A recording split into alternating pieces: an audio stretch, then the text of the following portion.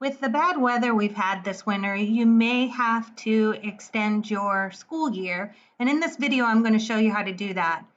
The district I'm using on Play has an original end date of May 24th, and they are extending their school year 3 days. So I'm going to show you how to do that, and there are a couple things that you have to do. And first, go to Calendar Dates Wizard. So in the cheater, I'm typing calendar dates. It takes me straight to Calendar Dates Wizard page, and I'm going to use the calendar picker, make it the 30th. So I said school was extended 3 days, and 3 days would be the 30th because May 27th is Memorial Day. I'm going to click Next.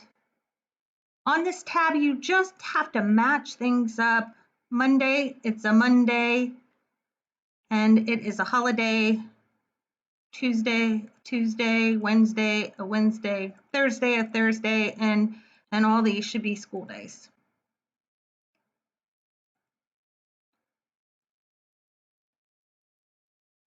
I'm going to click Next. This has extended the last day of Q4 to May 30th. If I scroll down on the non-attendings tab, May 27th was automatically added as holiday. And I'm going to click Finish. I'm going to go back to Reporting Terms Maintenance and show you that this last day of school was updated to the 30th. There's 30th.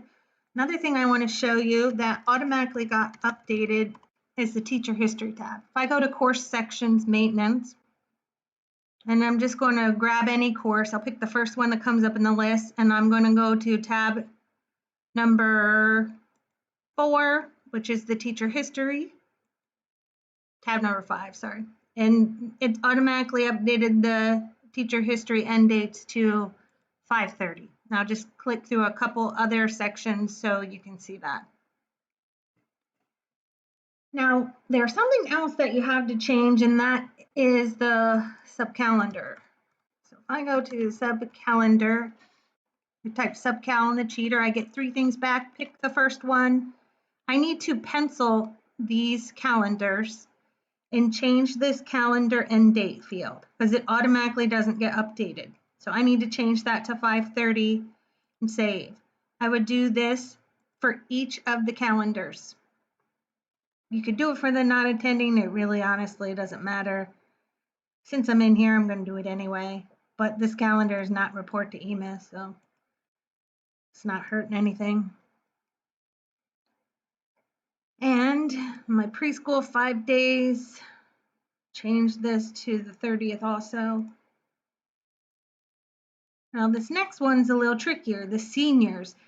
Seniors at this district get out 2 days early. So school was supposed to end on the 24th.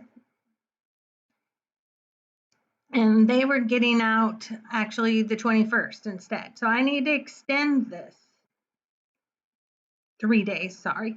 So now they're getting out on the 24th instead. This is all I need to do for the senior calendar. The senior years end on May 24th. Save. I do need to add EMIS exception for that Memorial Day holiday. And the easiest thing to do is do all these changes. So use the calendar dates wizard at each of your buildings, update the subcalendar, and change that end date. Then switch to the district level. And type in the cheater bulk exception.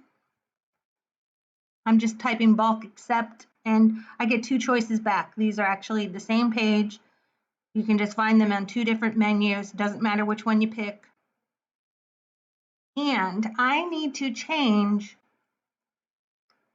I need to add an EMIS exception to tell ODE that there is no school on Memorial Day.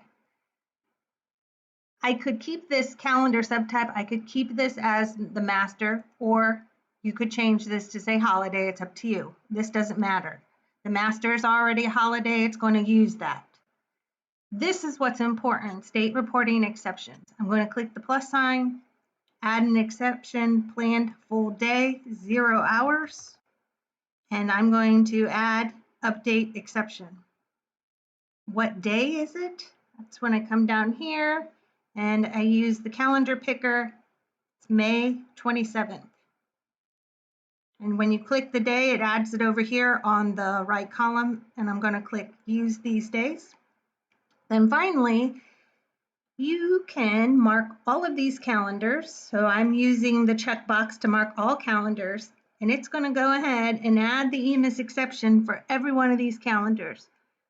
I do not need it for the senior because the seniors get out the Friday before. So I'm going to uncheck that. Again, you could uncheck the default, the non-attending. It doesn't matter if they get the exception or not. You could uncheck them.